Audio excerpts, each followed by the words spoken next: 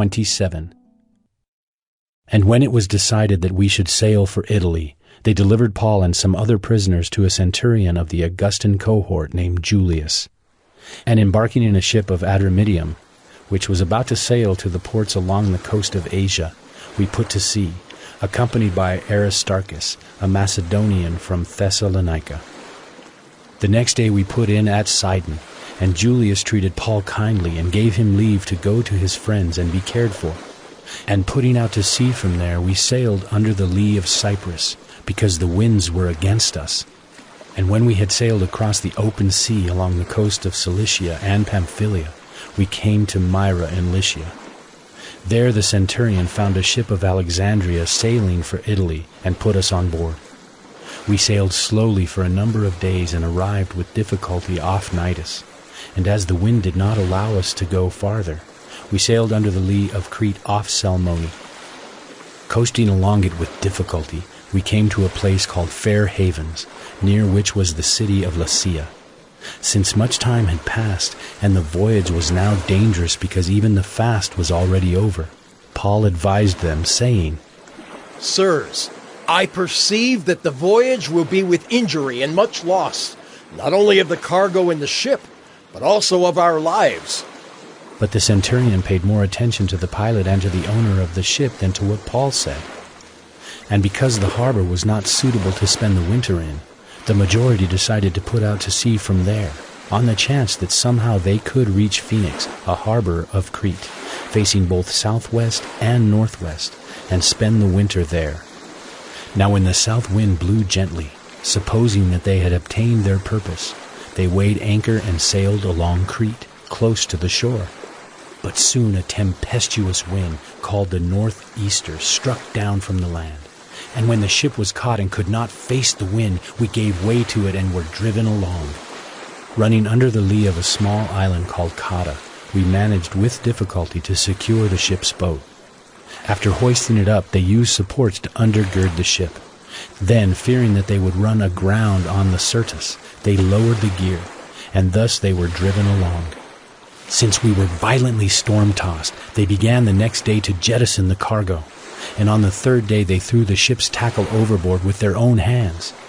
When neither sun nor stars appeared for many days, and no small tempest lay on us, all hope of our being saved was at last abandoned. Since they had been without food for a long time, Paul stood up among them and said, Men, you should have listened to me and not have set sail from Crete and incurred this injury and loss. Yet now I urge you to take heart, for there will be no loss of life among you, but only of the ship.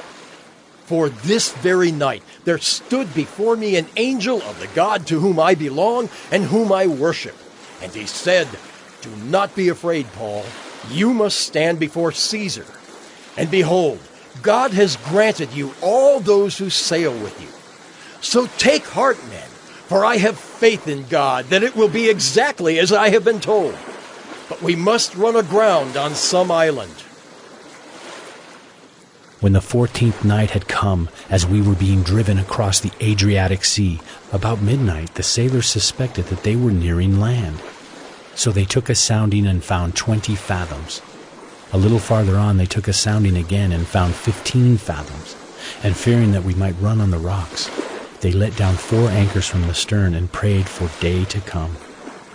And as the sailors were seeking to escape from the ship, and had lowered the ship's boat into the sea, under pretense of laying out anchors from the bow, Paul said to the centurion and the soldiers, Unless these men stay in the ship, you cannot be saved. Then the soldiers cut away the ropes of the ship's boat and let it go. As day was about to dawn, Paul urged them all to take some food, saying, Today is the 14th day that you have continued in suspense and without food, having taken nothing. Therefore I urge you to take some food, for it will give you strength, for not a hair is to perish from the head of any of you. And when he had said these things, he took bread, and giving thanks to God in the presence of all, he broke it and began to eat. Then they all were encouraged and ate some food themselves. We were in all 276 persons in the ship, and when they had eaten enough, they lightened the ship, throwing out the wheat into the sea. Now when it was day, they did not recognize the land, but they noticed a bay with a beach, on which they planned, if possible, to run the ship ashore. So they cast off the anchors and left them in the sea, at the same time loosening the ropes that tied the rudders. Then hoisting the foresail to the wind, they made for the beach, but striking a reef, they ran the vessel aground. The bow stuck and remained immovable, and the stern was being broken up by the surf. The soldiers' plan was to kill the prisoners, lest any should swim away and escape. But the centurion, wishing to save Paul, kept them from carrying out their plan. He ordered those who could swim to jump overboard first and make for the land, and the rest on planks or on pieces of the ship. And so it was that all were brought safely to land.